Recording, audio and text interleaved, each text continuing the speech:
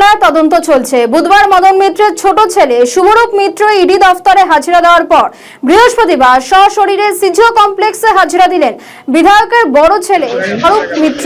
পুরো নিয়োগ দুর্নীতি কাণ্ডে আর্থিক লেনদেনের উৎসের সন্ধানে এদিন তাকে ডেকে পাঠিয়েছেন কেন্দ্রীয় তদন্তকারী সংস্থার অফিসারেরা।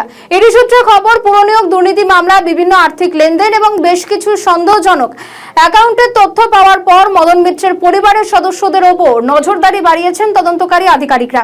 আমরা জানি, পুরো নিয়োগ দুর্নীতি মামলায় ইতিমধ্যে সুজিত বসু তিনি রয়েছেন কাস্টাডিতে এবং স্বাভাবিকভাবে ইতিমধ্যেই উত্তপ্ত হয়েছে রাজ্য রাজনীতি পুরো নিয়োগ দুর্নীতি মামলা নিয়ে। এবং তারপর মদন মিত্রের পরিবারকে ডেকে পাঠায় ইডির আধিকারিকরা এবং সেই সূত্র ধরেই মদন মিত্রের ছোট ছেলে গতকাল গিয়েছিলেন। আজকে মদন মিত্রের বড় ছেলে অর্থাৎ স্বরূপ মিত্র তিনি আজকে গিয়েছেন। এবং একবার জানিয়ে রাখি, এই ইডির ডাক আসার পরই কিন্তু মদন মিত্র ভালো তৃণমূল অর্থাৎ নব্য তৃণমূলে জয়েন করেন এবং তারপর থেকে একটা প্রশ্ন উঠেছিল, তাহলে কি কালীঘাট শিবিরকে ভেঙে দেওয়ার জন্যই এই ইডির ডাক বারবার দেওয়া হচ্ছে বিধায়কদের পরিবারে?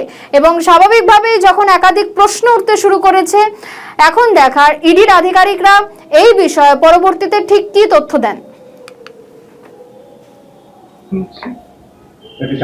রাজনৈতিক কোন উদ্দেশ্য আপনি দেখতে পাচ্ছেন?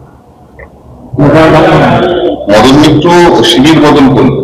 মমতা বন্দ্যোপাধ্যায় বলেছিলেন যে শিবির বদল করছে পরিবারকে বাঁচানোর জন্য, কিন্তু সেই তো আপনাদের ডেকে পাঠানো হলো। তাহলে কি সেই তথ্য ভুল বলছেন?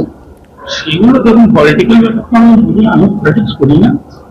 আমাকে ওনারা কিছু তথ্য জানা নিয়ে ডেকেছেন, সেগুলো আমি নিয়েছি।